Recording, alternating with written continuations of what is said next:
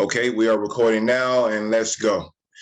Yo, what's poppin', everyone? This is your boy, Daz the King, and we're back yet again with another episode of King Talk TV. Today, I have another special guest. It seems like I'm always interviewing military guys, but we have another military guy on today. A friend of mine that I've known for a couple years now, I think. And yeah, Ralph, thank you for joining on with me. Ralph is Marine veteran, Army contractor, been all over the world. And today we're going to dive into Brazilian Jiu-Jitsu. He's a Brazilian Jiu-Jitsu blue belt, and I am also a Brazilian Jiu-Jitsu blue belt. And we're just going to dive into Jiu-Jitsu, the history of Jiu-Jitsu, who is Jiu-Jitsu for, the philosophy of Jiu-Jitsu. We're just going to really dive into it and just see what we can bring up and what kind of conversation this could be. Hopefully this is fruitful for you. Hopefully you guys out there enjoy it. If you're watching, please leave a like. If you have a question or something, please leave that in the comment box below. So we're just going to go ahead and get started, man. Ralph, how you doing, man? Thank you again for joining me this early Sunday morning. Yeah. And how are you today, bro? I'm good, man. I appreciate it. Just want to thank you for inviting me onto your podcast. I think it's a wonderful thing you're doing. And when you told me, hey, come on and let's talk about some jiu-jitsu, I was like, heck yeah, let's talk about it. That's my favorite subject. So yeah, absolutely. Anything. What do you want to know? Let's get into it. I can't wait either, man. I don't think I had a deep dive in a show just on jiu-jitsu and diving into that. So I'm excited for it, man. And let's get started. But first, tell us a little more about yourself, Ralph, your background, your military experiences, and we'll go from there. Sure, absolutely. So like you said, I'm a former Marine. I did my time in the Corps. I was most of my time was spent in the desert. I was in it from 2001 through 2005.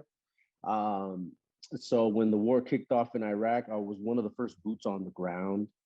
Did a lot of cool stuff, a lot of things I wish I don't ever want to remember about. But I mean, I will say that for the most part, it was a really good time. I had 2 combat tours. I did a lot of traveling, saw a lot of different countries. Was able to dive into a lot of different cultures, so that was really a good experience. Since then, I got out. I started working as a technician, and then I got on board with basically a civilian contractor, DoD contractor. I've been working for those guys for almost 15 years now. Primarily our customer is the Army. So I went from being in the camouflage green suit into ball cap and slacks, but I work directly with the Army. So I'm with the military every single day. So I still get my fix. I still get my kicks, but I don't have to get up at 4 in.the morning and do PT. Now I go to the gym and I do it on my time, because I like to do it. Right. I go to the gym almost every day. And mostly it's to improve my strength and improve my abilities on the mat. Doing BJJ, which, is pretty much my addiction. It's my latest addiction. So yeah, go ahead, bro. Go ahead. No, that's pretty much it. I mean, that pretty much sums it up, I've got a wife. I've got 3 daughters. I live in Colorado Springs. Great place to be. I love it, man. Awesome, bro. So before we press record, you told me that you were you did tours in Iraq, pretty much all over the world. At what point during all that were you first introduced to Brazilian Jiu-Jitsu? Okay, so yeah, back in 2001, Jiu-Jitsu was in its infancy. I think it really kind of broke out. It became worldwide back in like 97, 98, UFC 1, 2, and 3, when the Gracies brought it out, introduced it to the world. So at the time, there was conflict with Iraq, and there was a presence in Kuwait. So they introduced a program called MIC-MAP. It's kind of like a predecessor to what the Army now knows as combatives. MIC-MAP stands for Marine Corps Martial Arts Program. So it was a very raw program where they brought in some black belts, some Brazilian Jiu-Jitsu black belts, some of the early black belts that were in the U.S. Then the Marine Corps kind of, I guess, brought them in as as skilled fighters, as just some guys to kind of like lay out a foundational program, a very, like I said, a very raw program, and teach the troops hand-to-hand combat, like what would happen if they ran out of ammunition and they were in a knife fight, that kind of thing. Really close quarter combat fighting. So lots of very basic takedowns. Rear naked chokes were very big. Arm blocks, things like that. Whatever a Marine needed, if they ever got themselves in a situation where it was really hand-to-hand combat. So a very raw program. And so after that, I just kind of really liked that whole hand-to-hand combat. And then years later, when I got into Brazilian Jiu-Jitsu, I realized, I was like, hey, wait a minute. All that stuff that we learned back then was essentially Jiu-Jitsu. That's kind of like my introduction. The introduction was without me even knowing. Then I just kind of put one and one together. And now I know that what was then, which was a very raw Jiu-Jitsu, now has just developed into this huge sport, So back then, no one was doing jiu-jitsu, or at least no one knew they were doing it when they were doing it. And it seems like that's the case with a lot of people I talked to from back then. Like, it was around, but it wasn't around. It didn't really get popular till UFC. After that, that's when UFC 1. And after that is when it really started taking off. Real quick though, and I hope this is not too off subject, but before you said Metcalf, what was before that? Was there anything before that going on? Any time? I don't honestly, to be honest, before McMap, there was some very basic fighting. A lot of it was like bayonet fighting. Most of the training came, this is an era that transitioned out of the Persian Gulf. So most of the training was shooting. There's a motto that we Marines have is one shot, one kill. So the Marine Corps has always been known for not having all the budget, and so we conserve our ammunition and we make every round count. So it's one shot, one kill type situation, one shot, one kill mindset. And the mindset transitioned more into, hey, our troops need to know how to fight. And so the mindset turned into one mind and a weapon, right? So in a situation where you had, survival, if you needed to use a rock, a helmet, to save yourself in the battlefield, as long as you had one mindset, anything can be a weapon, and so with that mindset, it was like, okay, well, how are we gonna standardize a way of fighting? How are we gonna create? This is the Marine Corps thinking. How are we gonna get our troops to know how to fight? Well, we got to come up with a curriculum, and that's when the McMap was developed. Interesting. It seems like when it comes to hand-to-hand combat, are I could be wrong, but are we behind like other nations, like the Chinese, for example. It seemed like even when I was a kid, I would see videos with their military doing hand-to-hand stuff. You know what I mean? Right. And this was many, many years ago. So what are your thoughts on that? Are we behind when it comes to as far hand-to-hand combat Right. compared to other nations? Well, other major That's nations? actually, yeah, that's actually a really good question, Desmond. I think that, I mean, if you really think about it, right? We as humans, what separates us from the animal kingdom is the fact that we have a huge brain, right? So we are able to think. But every other beast out there either has fangs, has claws, or some kind of venomous fluid, right?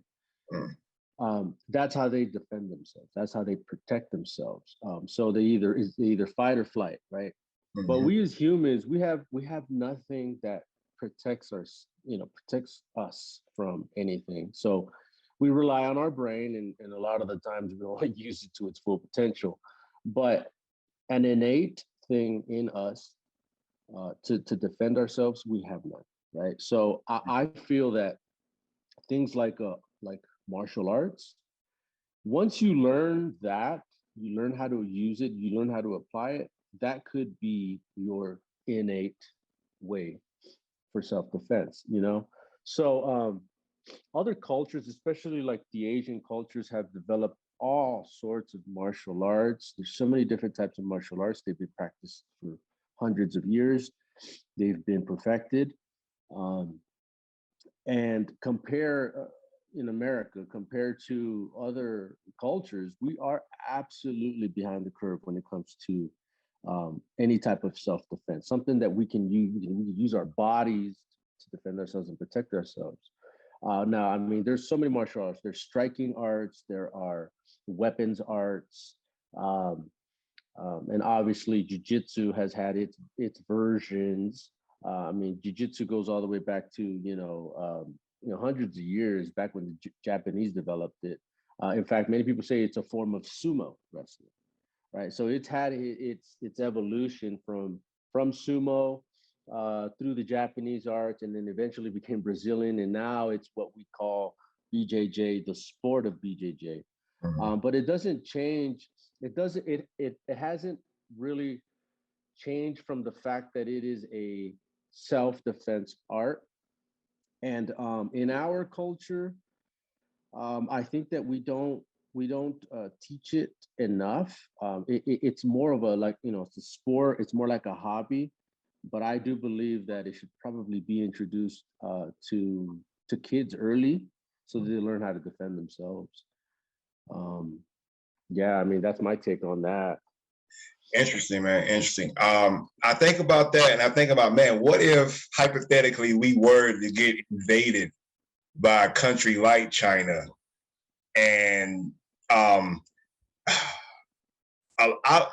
what I worry about is, man, people here are insensitive to violence and war, because we haven't had a war on this land, since the Civil War. Everything else has been over there. So people don't really know. You know what I mean? They don't really know what Right, it's like to be in combat. You know what I'm saying? So right. I kind of think about, like, man, if we were invaded by a country like China or whatever, we will probably be really screwed from a civilian standpoint. I know we have our military, we have the National Guard, but a lot of people are just not ready, for that type of. I mean, I'm not saying I am, but people are just not prepared. I mean, we're not Absolutely. prepared for that, and I believe that jujitsu, or at least any type of hand-to-hand combat, can kind of at least get you to think about, like, hey, there's a lot I don't know, so there's a lot I need to learn about protecting myself and my family. You understand? Right. Real quick, my next question for you, man. What makes jujitsu different from other martial arts, in your opinion? Okay. Yeah. Great. Another great question. Well, for one, I believe that jujitsu is unique in its way because it doesn't rely really on weapons. Hmm. Okay. It doesn't really rely so much on physique, right? You don't necessarily have to be an extreme athlete uh, to practice jujitsu. A lot, if not all, the movements in jujitsu are natural body movements. Anybody can do these types of techniques. In fact, everybody has probably done the movements that are used in jujitsu at some point or other in their life. A lot of the students that come to our dojo, when it's like their first couple of times, we get them to do certain techniques, and they're just like, "Oh my god, this is weird."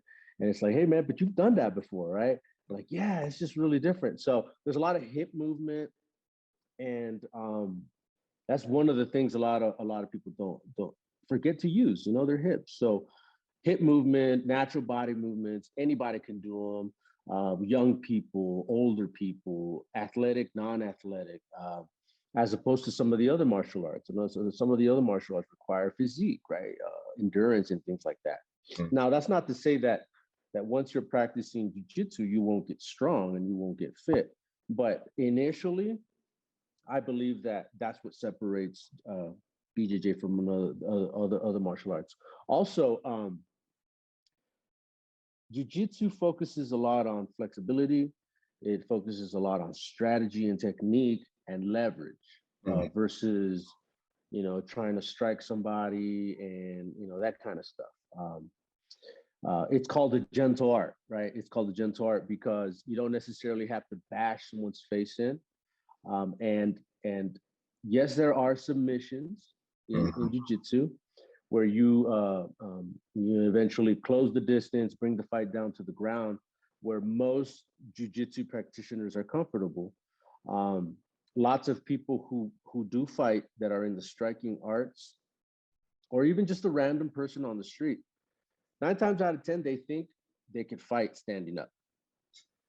But once the fight ends up on the ground, those same folks that think they could fight soon realize that on the ground, it's a whole nother beast, right? And so if you're a jiu-jitsu practitioner and you know some techniques that can wear the opponent down, eventually you can end up in a more dominant position. And you don't necessarily have to choke someone out or break an arm, but it allows you to put yourself in a position where you can better negotiate, right? You don't, like I said, you don't necessarily have to break an arm. You could just maybe put some leverage on an arm and say, hey, you know what? Are we done fighting here? Or, maybe get a hold of, get somebody to call the cops or something like that, right? De-escalate the situation. I think that jiu-jitsu allows for better negotiation and de-escalation of a fight versus having to punch and kick someone in the face, you know what I mean? So, yeah, and then also another thing about jiu-jitsu that I found really interesting when I started practicing is that a lot of the martial arts that originate from Japan have this like authoritative figure. You've got the sensei, and then you've got the students. So in the dojo, everybody's like martial, right? Brazilian jiu-jitsu has more of like a family feel to it, where you have your master, you have the teacher, but everybody, it's just like you're in an environment where you're having a good time. Everybody's a family member. Everybody feels like they're part of this family group, So there isn't all of this snap and pop, stand straight, don't make any mistakes. I think that when it comes to Brazilian Jiu-Jitsu, it's more allowed. It's encouraged. It's encouraged that you make a mistake. It's encouraged that you discuss techniques with your partners, and that's how you grow. I think it's a really good environment. That's interesting, man, because the shout out to DC Fighters, by the way. But yeah, shout out DC Fighters, shout out Mike Flores, shout out them cats. Yeah. I love them. I just left their house last night from watching the Israel fight. I want to talk to you about that too. I don't know if you watched it or not. I did. I do. Okay. I don't miss any. You don't miss I don't miss any of them. Yeah, that was a great fight. But I wanted to say about the family thing, because when I joined their club, I did karate when I was a kid. It was kind of just like you said. you know, we have to call our sensei, we have to call the leader sensei, bow before you leave the mat, bow when you come on the mat. And, you know, all that I think is important because you do need, you know, structure, you need discipline, all those things are important. But with the BJJ club, like you said, it's just like a family, man. It's just like, it's just a free feeling thing. And I think that really helps with learning and coming back. You know what I mean? Now you said that it doesn't require that much endurance, but and it doesn't at the start, but you're going to need it if you're going to compete or something like that, right? Absolutely. Yeah. Oh yeah, absolutely. Yeah. Right. And yeah, man, that was just a good take on the family part. I'm definitely with that. So who needs BJJ in your opinion? Is it for everybody? Should everybody do it? Wow. Yeah. Okay. Yeah. That's a loaded question. It's a really good question though. Honestly, in my opinion, and obviously anybody could say that this would be a subjective thing, but I'm with you too. I have practiced karate myself. I've practiced taekwondo. I grew up boxing. So I have a little bit of experience in other martial arts, but when I started practicing BJJ, I realized that this wasn't just for me. That I felt that BJJ is for anybody and should probably be learned by everybody. I'm talking kids, right? Um, Boys and girls, adults, men and women. Heck, even if you're getting into your older years, I think that this is a really good sport because there's two schools of thoughts here. It it has been developed into a sport, yes, but it originated as a martial art. So there's two things you can learn. There's obviously many benefits, and we could probably get into these, but just right off at the surface, right? BJJ is both a sport and a martial art. So there is an athletic factor to it, and there's also a self-defense factor to it, right? So right there, it tells you it all, right? If it's a sport, it's going to promote healthy things, right? Anywhere from muscle tone to weight loss to endurance, right? Those kind of things. But on a martial art, from a self-defense perspective, it it it gives you not only the ability to defend yourself against a more skilled opponent, a larger, more aggressive, maybe a person that is on drugs, it allows you to defend yourself very well, but it also promotes a strong mentality, right? Where it gives you the confidence that you need to not just defend yourself, but to speak your mind in a given situation, right? So I really do believe that in at every level, right? So from with kids that are, that don't have the confidence to speak their mind, BJJ helps them. For adults that are, just trying to take up a sport that keeps them fit and teaches them something productive like self-defense, 100%. For the older folks that may not have good hip mobility or um, joint mobility, BJJ definitely promotes better flexibility, stronger bones, stronger joints, muscle tone, and you don't necessarily have to compete. You just have to practice it, right? And then there's a yoga part. It's kind of hidden in the sport. There's a lot of stretching involved. I mean, I'm sure that you've spent many times, many hours on the mat stretching just before whether it's a session or whether it's a competition. But there's a lot of stretching involved, and so obviously that helps in the long run. It's an overall like I don't really off the top of my head see any flaws with it.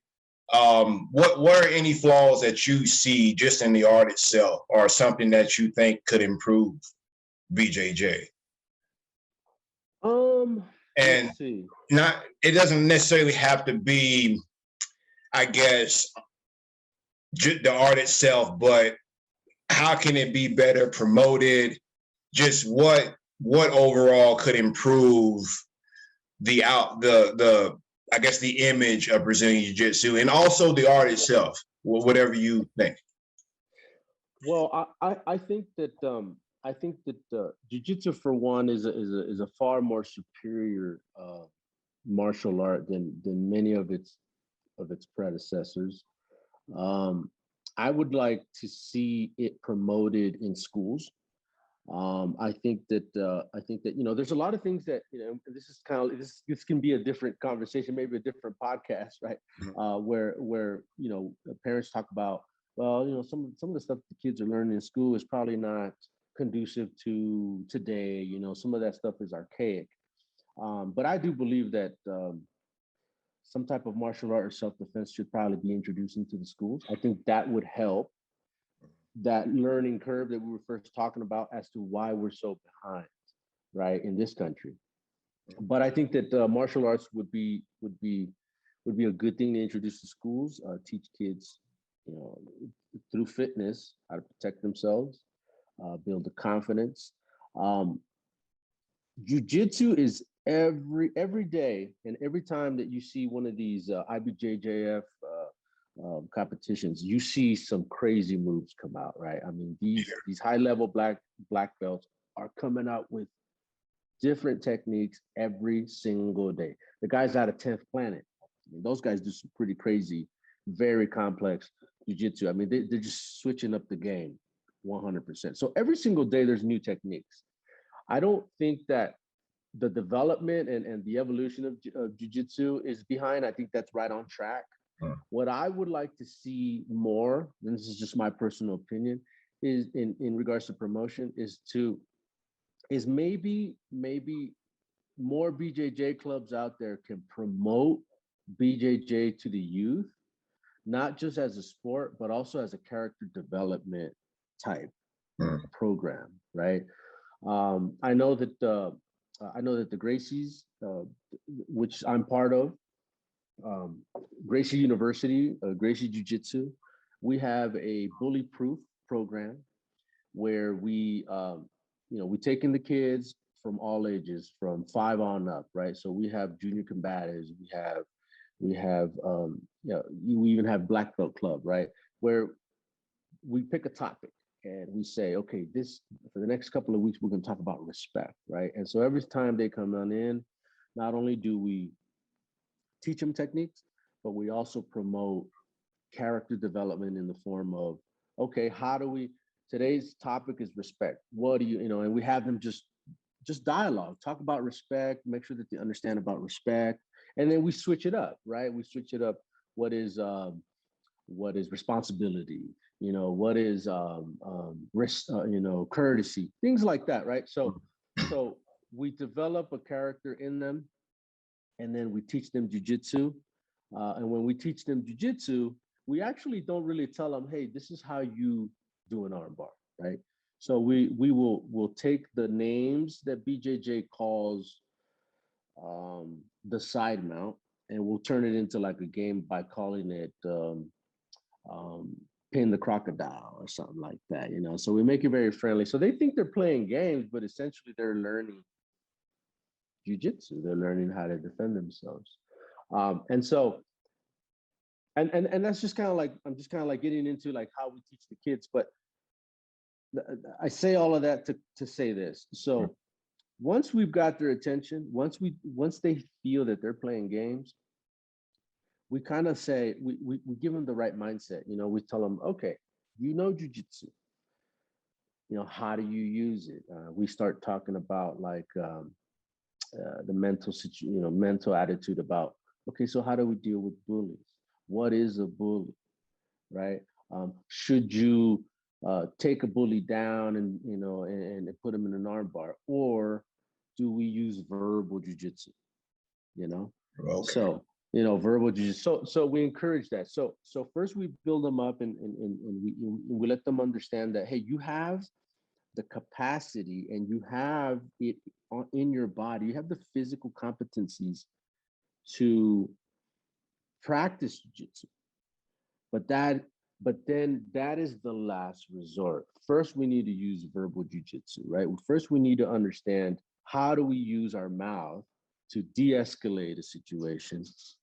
And I think that if more BJJ clubs were to take that approach and teach the youth how to do that, eventually, in the long run, we would have citizens, right, that can not only defend themselves, but know how to use their words, know how to de-escalate a situation without ever having to fight, right? That's awesome. I do think in the long term, man, if that's really going to help the kids against. I wish I was taught that as a kid. I got bullied a lot, even during. I'm talking even in high school. I mean, like from middle school to high school. Even before that, I was bullied, and not beat up physically, but just verbally bullied. And I'm not blaming my parents or anything, but I just wasn't taught none of that. You know what I mean? Of course, a good parents are going to, encourage their children and, to protect themselves or whatever. But there is I guess a more formal way of doing that. There is a way that it can be strategically implemented with younger people, like what the Gracies are doing. I do like that they have a program. I want to get your take on this though. As far as the self-defense aspect of it goes, with the Gracie program, um, you guys don't let the new people roll until what? Like they have 3 stripes or something like that. That's correct, right? We actually the Gracie's program is a little different, and every BJJ club is different. Whether you're going to a Henzo Gracie, or whether you're going to a Gracie Baja, they all have their different ways of doing it. In the end, though, it's all the same jiu-jitsu. It all comes from the same source, right? Mm-hmm. The way the Gracies implement it is they actually have so you still are a white belt, you get your 1 stripe, 2 stripe, all the way to 4 stripe. And then instead of going straight into from your 4th stripe to a blue belt, there's actually a transitory period where you wear a belt called the combatives belt. So the first year and a half program as a white belt is actually called combatives. It is the combatives program. So this combatives program is made up of 36 techniques. Now, these are 36 techniques that Henner and Hedon, the Gracie brothers, after years and years of research and just they just watched videos, they saw videos, they seen fights, just a lot of material, a lot of data. They determined that there was 36 techniques that were most commonly used in fights. And I'm talking about like street fights, right? I'm not, no BJJ or nothing, just a street fight. Things like headlocks. I mean, headlocks are the most common things in a fight, right? For example, right? So they took these 36 techniques and they said, okay, how can we teach someone who's never been in a fight, doesn't know how to fight at all? How can we take a person straight out from the street, teach them how to fight, and then be able to defend themselves from someone in a fight against a larger, stronger opponent? They said, okay, so they got these 36 techniques. They made the program called Combatives, and that is what they teach as a white belt. So the goal for the Gracies, or this particular curriculum, is to teach someone 36 techniques and to teach them well, which are the fundamental techniques of all BJJ.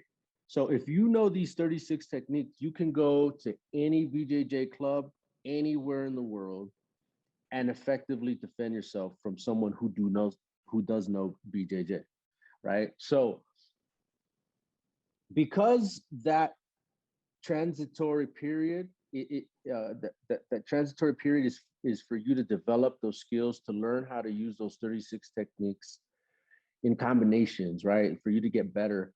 And until you know those techniques, you're allowed to roll. You know, because there are a lot of BJJ clubs out there where, and it all depends if that's what you want to do, right? There's some folks that say, no, I want to roll, you know, so they go out and they learn minimal techniques, and then they are expected to roll.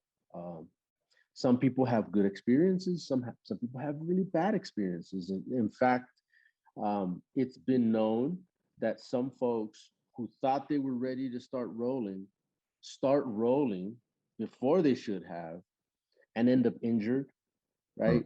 Maybe they get their ego crushed or something of that nature, right? And they leave the mat and they never come back, right? So the Gracie's mindset on that is, you know, let's get these folks trained up. Let's boost their confidence.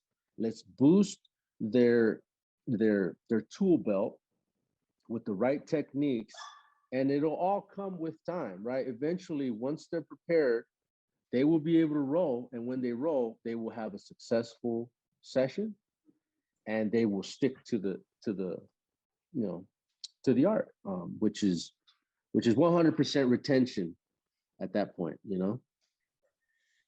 Good stuff, man.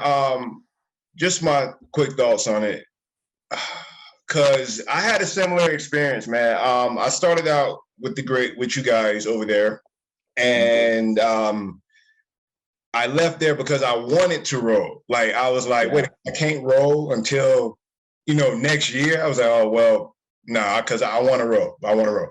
So I did go to another gym, an MMA gym. There wasn't just jiu-jitsu there. You know, there's other things going on there. And ultimately, I did get injured. Now, I'm a novice white belt. I got tapped. None of that bothered me. Getting tapped didn't bother me. So my ego never got hurt. But I did get injured. But it didn't, just what my mind said, it didn't stop me from healing up and coming back, you know. But you can't say the same thing for everybody. You can't say the same thing for everybody. You know, everyone's not going to, that might be it for some people. You know, they hurt themselves and that's it. I agree with that, but let's do a thought experiment real quick, Rob. So sure, absolutely. I just started Gracie BJJ. I want to learn how to defend myself. I've been training for 6 months, and according to that curriculum, I'm still not ready to roll with anyone. I still don't know. I've never been in a fight in my life, actually. I've just been doing jiu-jitsu for 6 months, half a year. I go out on the street with my 10 techniques that I know in my head that I just practice in a controlled environment. I'm out in the street, boom, I get into an altercation. The guy doesn't know how to train. The bad guy doesn't know jiu-jitsu. He doesn't know how to train, but he's strong. He's trying to hurt me, and I never been in a fight for my life. He's putting pressure on me. I know the moves in my head, but this guy is just, he's after me, you know? So I feel like, man, my point is that I feel like if it's self-defense, people need to know what it feels like to have someone trying to hurt them. You know what I mean? I get you want to slow down at the beginning and, you know, get people up to speed with it. I understand that totally. But like, what about, you know, that altercation from someone out there? Because you don't know when the fight is going to happen. You know what I mean? It could happen way before you ever roll, you know? So what do you think about that, man? About someone who just doesn't know what it's like to feel pressure out there from a self-defense perspective and not experiencing that and having to wait that long to even know what that feels like. Right. No, absolutely. I think rolling is imperative, right? For the learning process of BJJ. It's important that you know the pressure. It's important that you understand that you could be taught a technique, but then when you roll, it doesn't always come out the way it's supposed to, right? Right.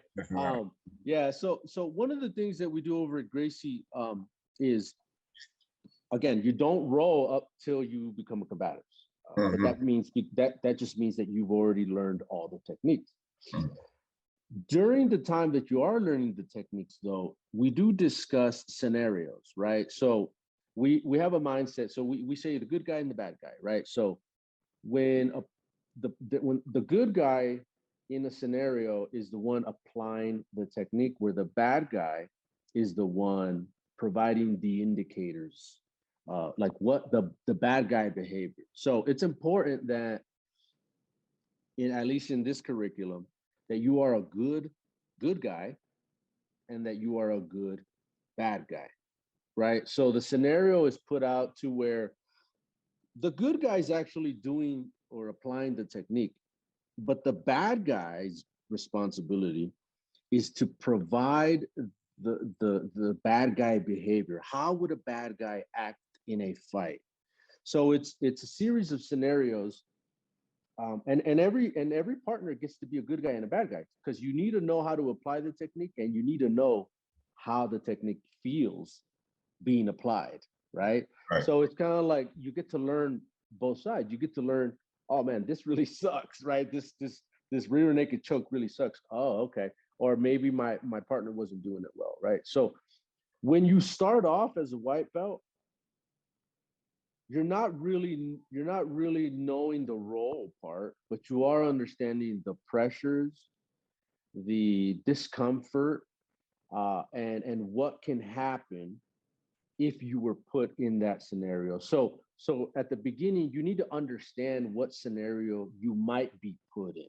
Doesn't necessarily mean that within 6 months you're ready to go out there and defend yourself in a fight. You're still in a learning transition time, right? So and that's a very interesting point that you bring up, Desmond, because a lot of folks say, "Oh, I've been doing jiu-jitsu for 6 months, man. I should be able to." No, slow down. You know what I mean? Slow down. Right. Yeah, slow down. Now you shouldn't consider yourself a BJJ practitioner to the full potential until you've reached at least the blue belt. Right. So as a white belt, your job as a good white belt is to just learn as much as you can, learn from everybody around you, ask questions, talk about scenarios, get the proper mindset for a fight, and fully understand that when you're in the dojo, you are in a controlled environment. Like you said, you are on the soft mat, but if you ever had to defend yourself against somebody in the street, it's going to be rough. It's going to be concrete, right? It might be on the dirt. It's not going to be a linear fight. It's going to be more of a dynamic fight, right? And one of the things that I tell, from a self-defense perspective, one of the things I tell my students is listen, running away is still the best form of self-defense, right? If you can run fast, get out of there, right? Especially somebody pulls a knife, somebody pulls a gun, things like that, right? Just because you know jiu-jitsu doesn't mean that you need to stay there and fight somebody, right? I mean, you could probably execute a takedown and run, and get away, right? You live to fight another day, right? That's my mindset. But to get back to what you were saying, yes, in the beginning as a white belt, you may not understand the pressures and the dynamics of rolling, but at the same time, you don't know enough about how to get to the submission, right? Because a submission is the last thing you apply in a roll, right? But everything in between gets forgotten. So a lot of the times, jiu-jitsu practitioners, especially when they're at the beginning, they want to use their physical abilities. They want to use their high endurance to get the other guy to submit. Okay. But the true nature of the game in jiu-jitsu is to be patient, to take your time, to wear out your opponent and get them to a position where they're at a disadvantage and you are in an advantageous position. And eventually, when their gas tank is on empty, you apply that submission, right? So there's a lot of transition that has to happen before you even get there. Trying to get the submission at the very beginning, your percentages of winning that fight are diminished, right? The way I like to look at it is like, everybody's played some kind of a video game where like Street Fighter 2 or something, where you got the power, the energy level on one side, and then you got the bad guys. You want to wither his energy all the way down, right? And keep and maintain your energy level high, and eventually overcome that opponent with the arm lock or a joint lock or choke, something like that. I think that rolling is very important, but I think that it shouldn't be the first thing you do, because you can get hurt. You really get hurt. And I think it's a really sad thing when people do get hurt. Obviously, you're a whole nother beast, man. You're a whole nother beast. You're just a driven a driven athlete, man, naturally. But there are some folks out there that do have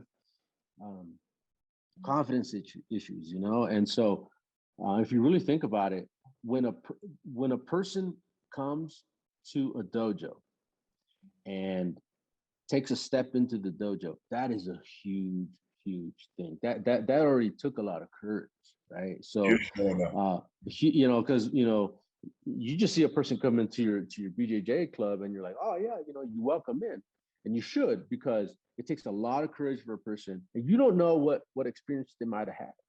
They might have been bullied all their life. They might have just been recovering from a fight. On the women's side, they might have been attacked by an assailant or something like that. You know what I mean? So it takes a lot of courage for a person to come into BJJ, and the best thing you can do is make them feel welcome, make them feel like they're part of the family, and not rush too much into the role, unless that's what they want.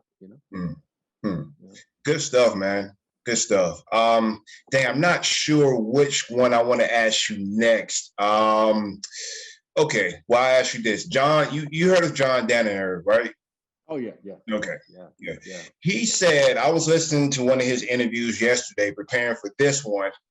He said that, going back to let's just talk about character real quick. He said that BJJ doesn't change your personality. It simply brings out who you already are. If you are light, it will make you lighter. If you are dark, it'll make you darker. What do you think about that statement? I would have to say that I definitely agree with that. John Danaher, man, he's awesome dude. What I really like about him is that he's not just a great jiu-jitsu practitioner. The mindset that he brings to jiu-jitsu is unique, right? He's a brain. He's definitely a brain.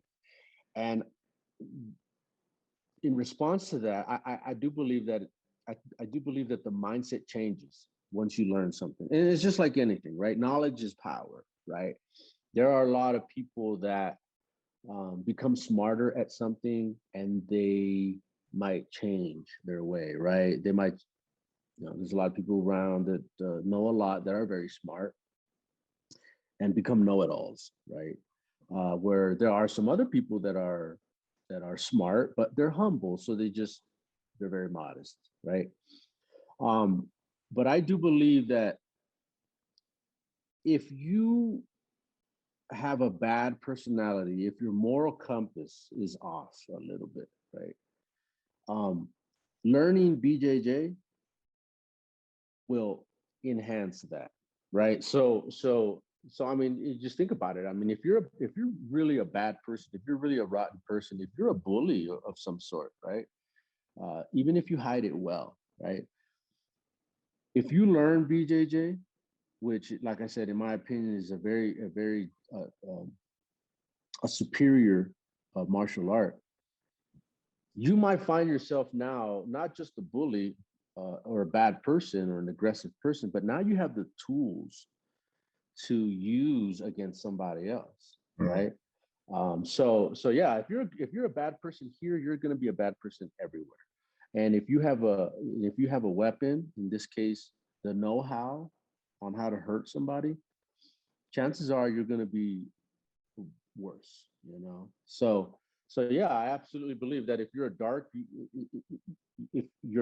will become darker, right? So now, from like on the flip side, if you're a light person, if you're a person who's just like down to earth and things like that, you don't necessarily believe in fighting or anything like that, but you understand that it is important to know how to defend yourself. chances are the approach will be different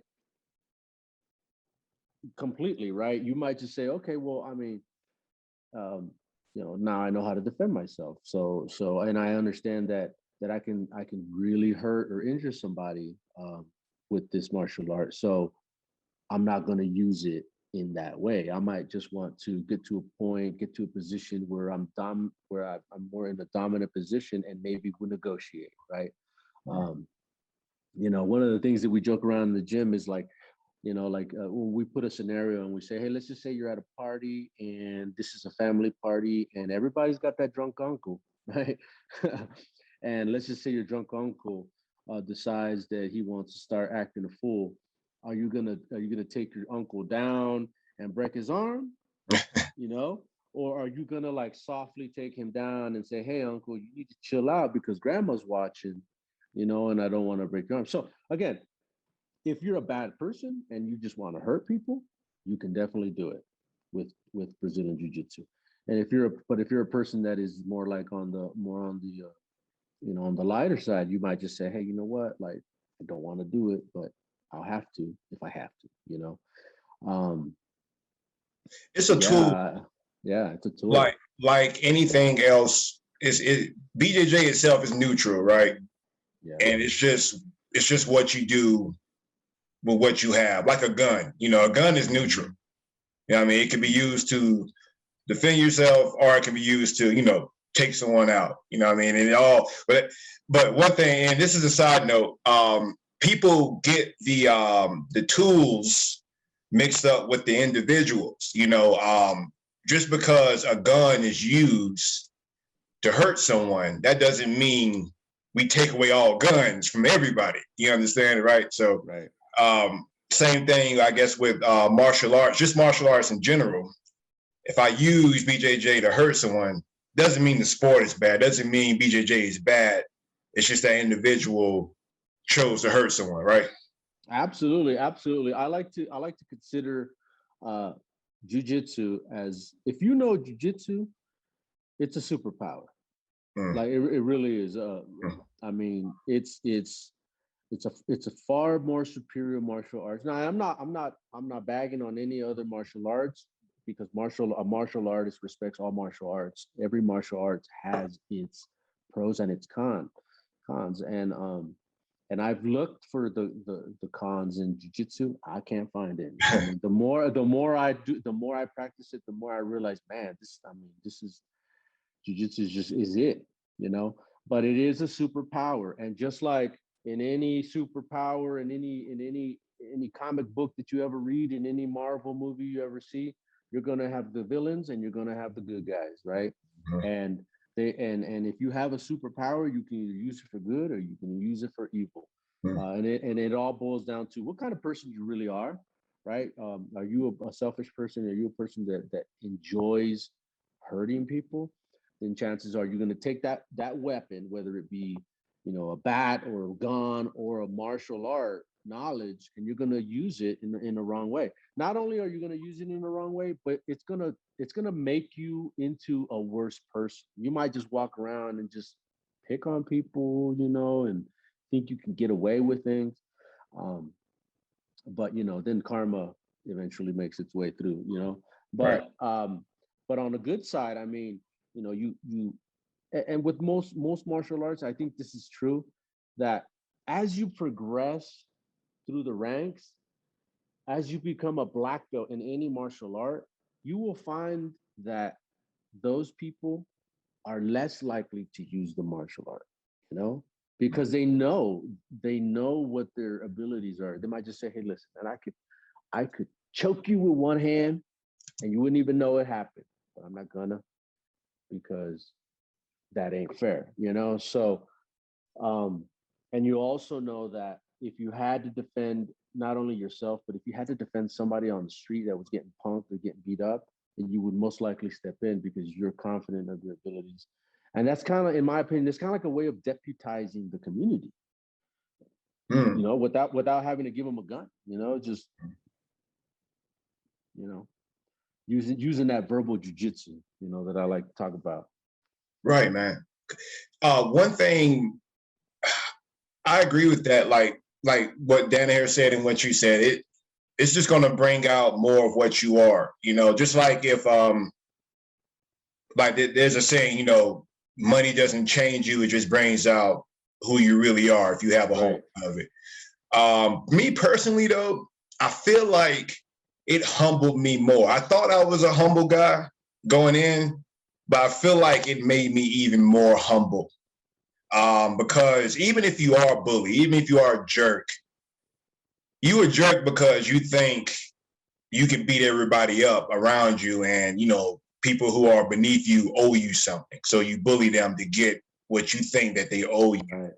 If you're going into a BJJ gym, there's nobody in there that you're going to beat up. You know what I mean? Everyone in there can beat you up. You know, so just from that standpoint, you're forced to be humble as a bully going in there. You know what I'm saying? Absolutely. Absolutely. No, and Yeah. that's a really good point, because when you Yeah. go into a BJJ, anybody can beat you up in there, you know. And I'm talking about small guys. Small guy. I mean, you know, like a 105-pound woman can beat you up because why? Because she's been doing this for a little while and she knows the technique, right? And she doesn't necessarily have to be this muscle bound, you know, fitness individual. You know, and this is like what I said, like BJJ is for everybody. Eventually you're going to become stronger. Eventually your muscles are going to be toned. Eventually your joints are going to be strong. Eventually, you know, you're going to understand leverage and weight distribution, right? So those people that aren't necessarily physically fit, you need to watch out with the smart people because BJJ really, there's a lot of physics involved with BJJ, right? And there's strategy. In my opinion, it's kind of like chess.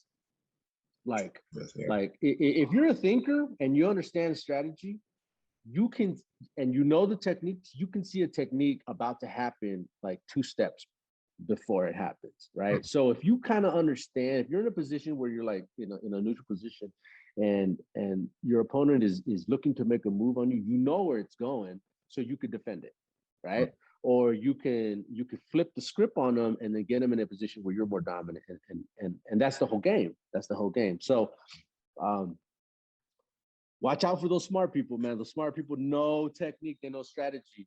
And then you'll have more of the more athletic people that that can be dangerous too, because they use their the potential. They use their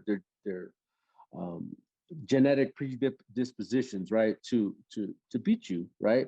And they might beat you, but eventually, athleticism and endurance has its limits, right? So you could bring your athletic attributes to the gym, and it will get you far, but it will reach a limit to where technique will beat you eventually, right?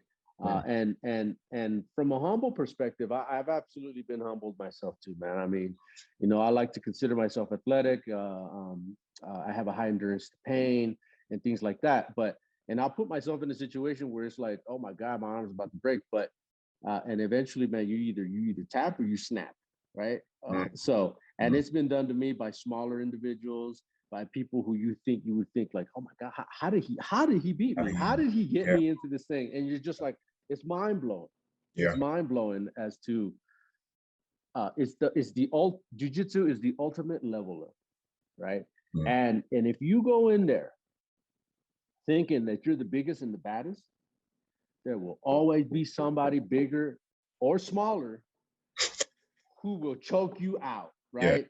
And then if that doesn't humble you, I don't know. I don't know what will. And if it doesn't humble you, you got to do a little bit of soul searching, man, because you're a danger to yourself at that point, right? You're just walking around like, oh, I'm invincible. Okay. And you know, and when you go in there and you smash on people, somebody will turn around and smash you. You know, so this is one of those things, man. It's just it's a cycle. It's a cycle. But as a practitioner, you have to be aware of those things, and you have to see the bigger picture, man. You have to change those cognitive distortions in your brain, because there's obviously some cognitive distortions going in there.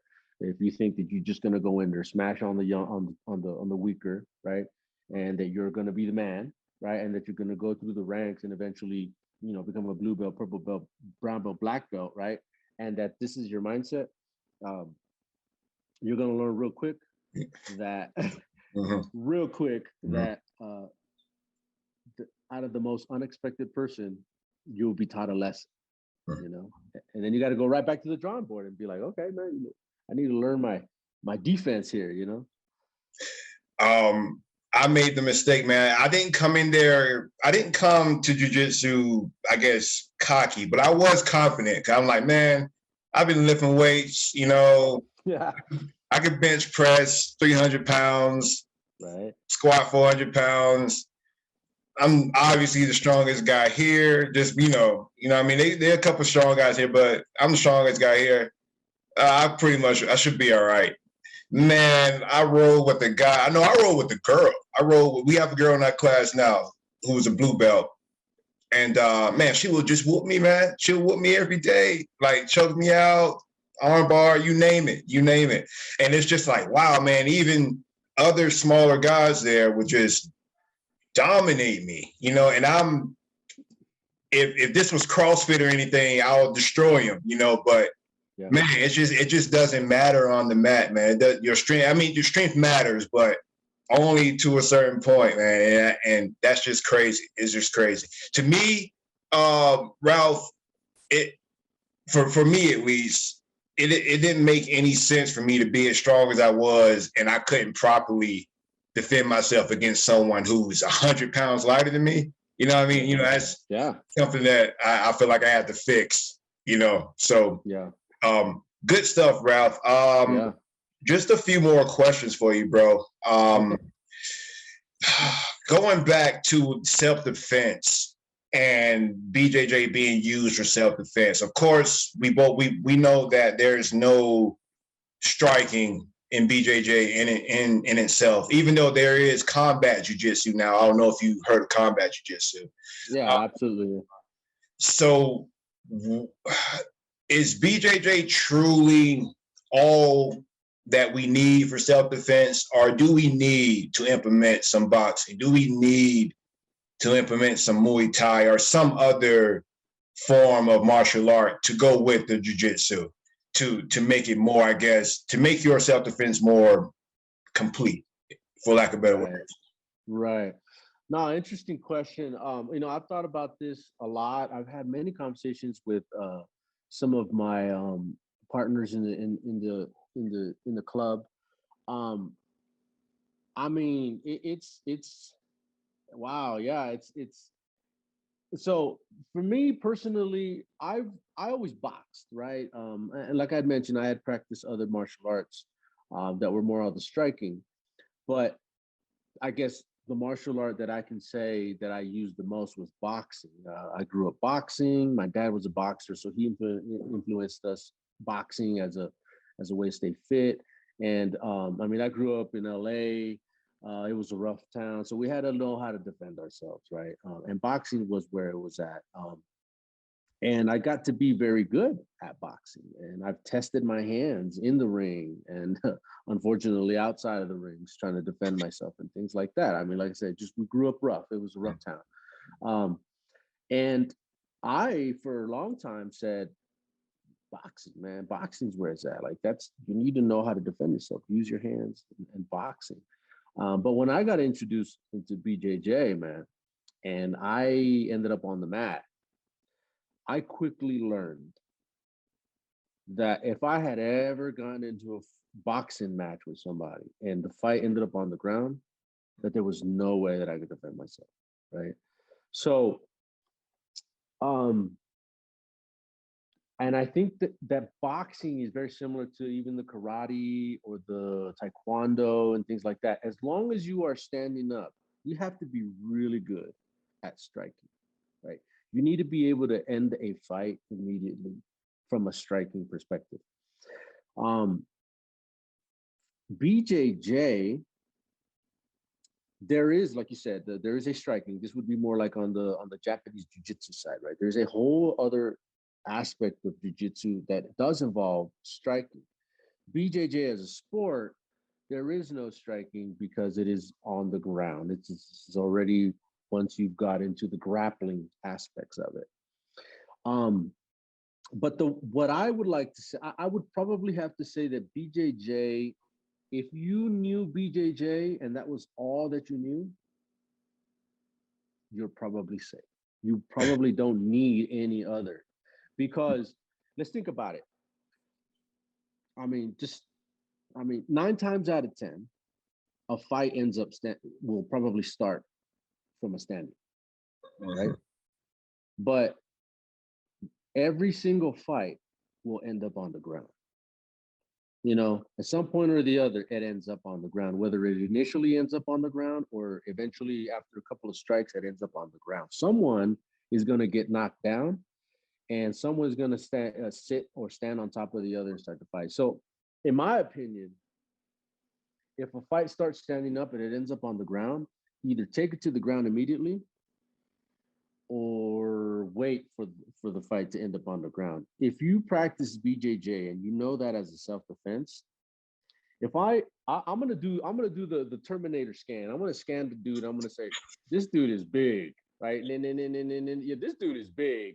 I'm not even gonna try to fist fight with this guy. Or maybe this guy looks like a boxer, right? And I immediately am gonna say, I'm gonna say, look, this guy looks very skilled. I'm not even going to go toe to toe with this guy because he's going to beat me up. So I'm going to immediately take him to the ground, right? If I take the fight to the ground immediately and I skip all the nonsense, I'm going to feel, as a jiu-jitsu practitioner, where I feel comfortable on the ground. That's what I'm going to do, right? Now, if I lose the fight from self-defense on the ground, then that was just my inability to defend myself. That just means I don't have the proper technique. I don't have the experience, right? But I feel, honestly, to answer your question, I think BJJ, if you know how to use your body, if you understand the principles of leverage and weight distribution, I think that BJJ is 9 times out of 10 probably the only martial art you need to know. Interesting. Yeah. That's good stuff. Me, man, I don't know if I hear all what you said. I don't know if I feel like you need to know how to use your hands a little bit, right? I feel like, you know, like you said, you have the boxing background. You have that. So that's in your back pocket if you need to throw hands. I don't know. I guess they're different. It depends on the situations that you're in. You know what I mean? Because what if you can't get to the ground? What if we're in a closed corner situation? You know what I mean? Maybe an elbow is more practical than a single leg. You know what I mean? So I don't know. But I guess starting off, definitely as a foundation, BJJ is definitely where I think you need to start if you're going to and work your way up to striking. Yeah, no, I agree with that. I think you should find if you want to be like a mixed martial artist, I do believe that you should at some point expand, right? Gotcha. Striking is very important. And scenarios, like you said, like let's just say that you got cornered somewhere, right? You got put in a corner or something. Now there are a lot of techniques that you could use in BJJ if you were cornered and things like that. But if it depends on the opponent. If you're up against someone who's kind of like more your level, more your weight, more if it's an even fight, you may not have to take it to the ground. I think that you probably could throw a couple strikes, and if they're well placed, chances are you win that fight, and it's a done deal. I feel that when it comes to like someone who's bigger than you, stronger than you, more aggressive than you, you know, you at that point you have to pick. but you have to be able to know two different styles, right, or two different types of ways defending yourself. But if BJJ is all you knew, I think the percentage of you winning or getting yourself out of that scenario are more likely. Yeah.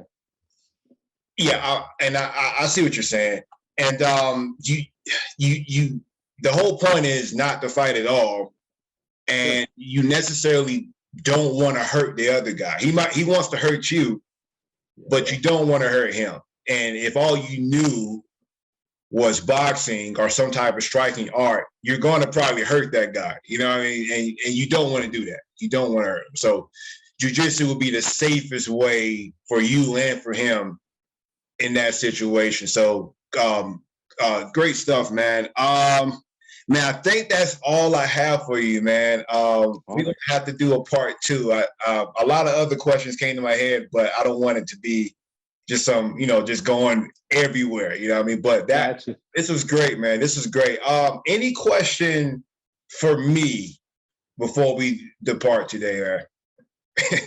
No, not really, man. Not really any questions. I mean, I guess I probably have to ask, I mean, what do you feel? What do you feel from your experience? Because you're just as well-rounded in BJJ as myself. But what do you feel? What do you feel? What's your take on BJJ and how it could be used every day? Like how do we use it off the mat? Man, it's see, I've been doing nothing but I'm not training from a self-defense perspective. I'm training against people who know BJJ. You know what I mean? So I don't know really. I'm sure I could defend myself just fine, but for me, I guess I think about this too a lot. It's if I do get into an altercation, God forbid, am I going to be able to snap out of the competition mind state when I'm going with this guy? You know what I mean? Because when I'm going for a single leg in my class, I know that the guy that I'm going against is not going to try to punch me while I'm going for the single leg, or if I got mount or top control, I know that the guy isn't going to, try to gouge my eyes out or bite me or do some, crazy stuff like that. Versus in your class, in the Gracie's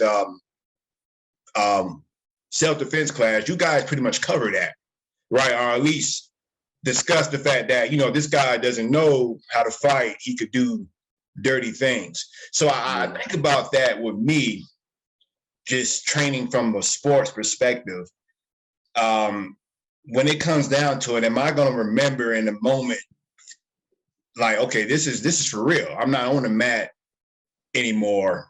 This guy is really trying to hurt me, and I have to be sure to protect myself. I can't go into half guard. You know what I mean? I can't pull guard. I can't do a lot of the stuff goes out the window. And I might naturally want to put him in my guard. So I think about maybe. I don't know. What do you think? Should I start, transitioning or not transitioning, but take self-defense classes anyway, just to kind of get a picture? You know what I mean? I think that if from a sport perspective, a BJJ sporting side of things, you have the fundamentals, all of the fundamentals you need to defend yourself. But just like we discussed, boxing, right, or striking, right, you have to know different facets of fighting.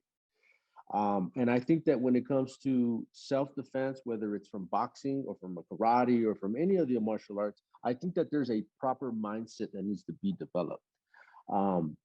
So even if you do sport, maybe you should ask your questions like in the moment, like just ask yourself like, okay, how could I use this if somebody grabbed me and threw me in a dark alley and tried to beat me up, right? So I think that there's a proper mindset that should go with training.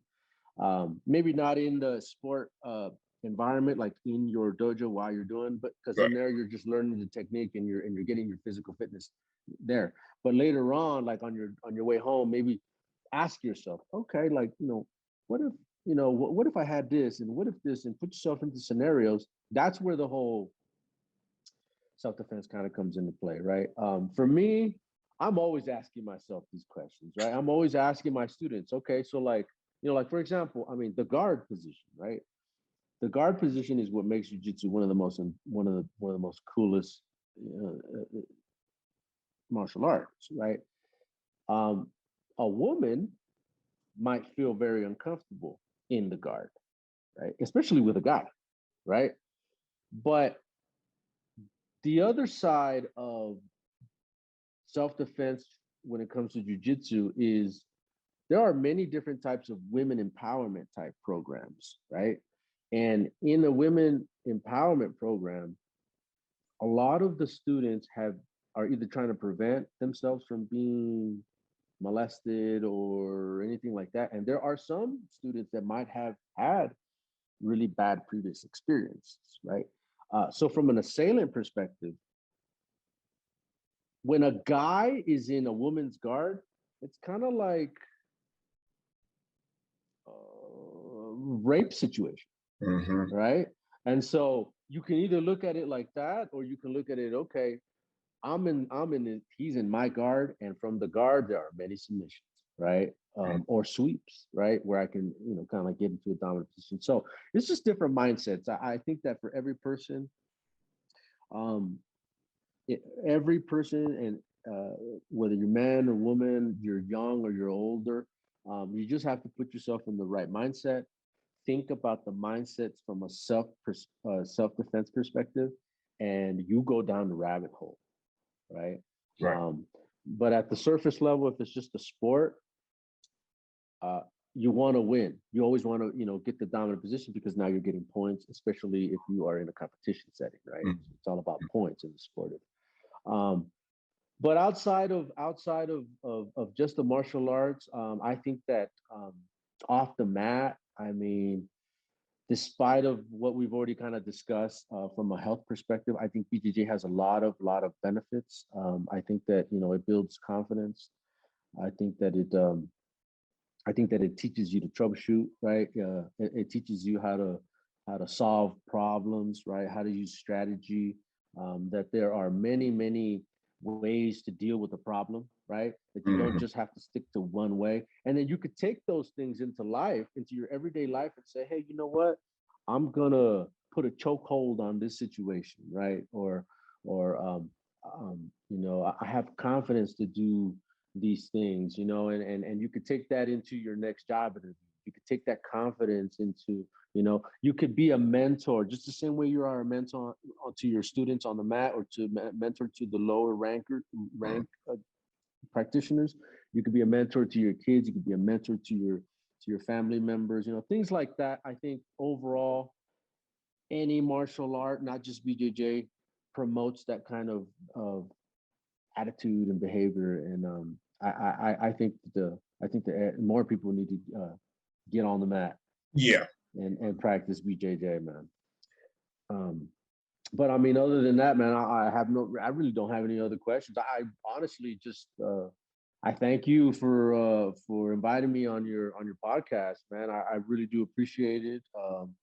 You and I have a really good rapport. It's always awesome to talk with you, whether we're on the mat or off the mat. You're a great dude. I like what you're Thank doing with your podcast. Um, just stay on the mat. you. Thank you, man. Bro, I enjoyed this whole. I think we talked for about an hour and a half. I enjoyed every moment of it, man.